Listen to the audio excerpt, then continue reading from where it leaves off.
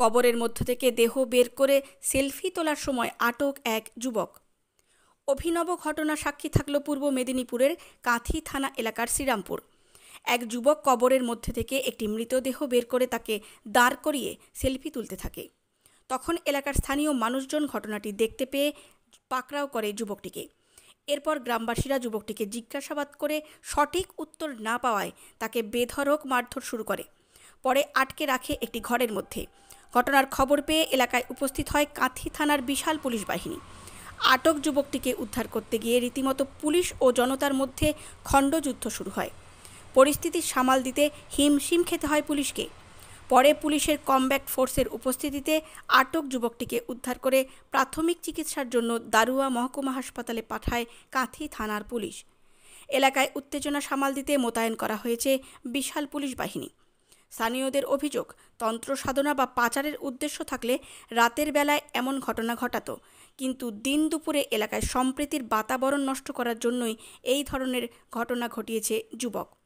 তবে পুলিশ সূত্রে জানা গেছে ওই যুবকের বাড়ি পূর্ব মেদিনীপুর জেলার এগরা থানা এলাকায়। কাঁথি মহকুমা পুলিশ সুপার দিবাকর দাস বলেন, আটক যুবকের নাম প্রভাকর সিট, বয়স 33 বছর। যুবকটি অসুস্থ থাকায় তাকে জিজ্ঞাসাবাদ করা সম্ভব হয়নি। যুবককে জিজ্ঞাসাবাদ করলে উঠে আসবে আসল ঘটনা। তবে বর্তমানে এলাকার পরিস্থিতি স্বাভাবিক রয়েছে। পূর্ব মেদিনীপুরের কাঁথি থেকে তাসিন মণ্ডলের রিপোর্ট, সাম্যজিৎ। দাদা, এটা আমাদের পশ্চিম শ্রীরামপুর গ্রাম। এই গ্রামের দীর্ঘ প্রাচীন কাল থেকে আমাদের অবস্থানে আমরা হিন্দু মুসলমান প্রতিবেশী আমাদের পশ্চিম শ্রীরামপুরে পুরো আমরা মিলেমিশে থাকি এবং আমাদের এই কবরস্থান এবং পাশে শ্মশান, লক্ষ্মী মন্দির, ঈদগাহ সব কিছু রয়েছে। কিছুদিন আগে স্যার আমাদের একটা পাশে লক্ষ্মী মন্দির ছিল, ওই লক্ষ্মী মন্দিরের কিছু অংশ জিনিস চুরি হয়ে গেল।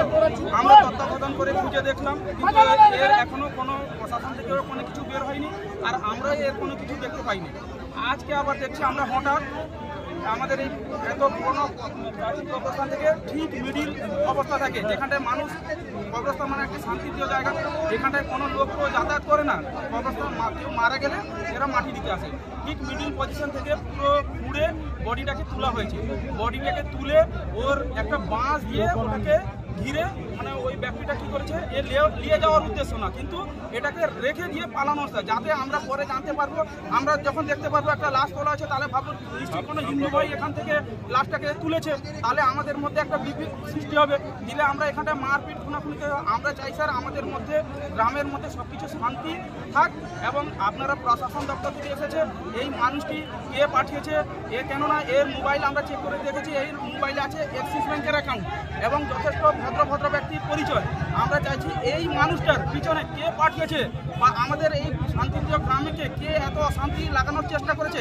আমরা এখানে আমাদের স্যাররা এসছেন, ওনাদের বক্তব্য মিডিয়াতে দিন যে আমরা এখান থেকে ওই ব্যক্তিকে নিয়ে যাব এবং শান্তি সম্পূর্ণভাবে, যাতে এর আগে সঠিক তদন্ত হয়, সম্পূর্ণ এর তথ্য না যাচাই করে ওই ব্যক্তিটাকে ছাড়া যাবে না।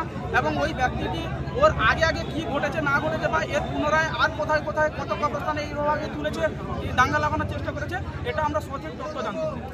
আরেকটা বিষয় হচ্ছে, ওই লোককে দেখে কি অনুমান করা যাচ্ছে কোনো তান্ত্রিক বা আচার সঙ্গে? ওই লোককে স্যার তান্ত্রিকও মনে হয় না, পাগলও মনে হয় না। ও লোকটা সরাসরি আমাদের এই শান্তিপ্রিয় জায়গার মধ্যে আমাদের মধ্যে গন্ডগোল এবং বিভেদ লাগানোর সৃষ্টির চেষ্টা করছে।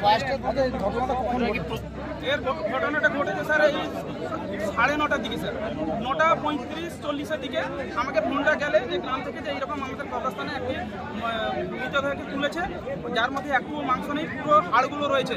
তখন আমি একটু বাইরে ছিলাম, ওখান থেকে 15 মিনিট আমার আসতে টাইম লেগে গেছে। আন্তরাজ্য কঙ্কাল পাচার চক্র, আন্তরাজ্য কঙ্কাল পাচার চক্রের সঙ্গে যুক্ত বলে কি মনে করছেন? এরা স্যার আমরা যা দেখছি এখন, তো এই আমরা দেশে তো দেখছেন হিন্দু মুসলিমকে বিজেপি কীভাবে সন্ত্রাস তৈরি করার চেষ্টা করছে। এরা চাইছে আমাদের মধ্যে আবার একটা শান্তিপূর্ণ জায়গাকে সন্ত্রাস সৃষ্টি করে আমাদের মধ্যে ঐক্য বিবেচন করে আমাদের শান্তিটাকে নষ্ট করে সব কিছু ধ্বংস করতে চায়। আপনার নাম? আমার নাম মির্জা ইসমাইল বেগ, 4 নম্বর রায়পুর জিপি যুব সভাপতি এবং পশ্চিম শ্রীরামপুরের মেম্বার। ধন্যবাদ।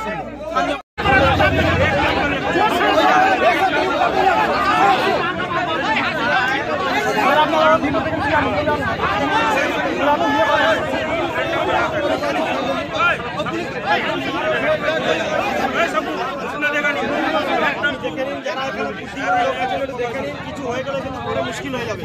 দেখুন রক্ত বেরিয়ে আসছে, খুবই খারাপ আছে। এই যে আপনি দেখি স্যার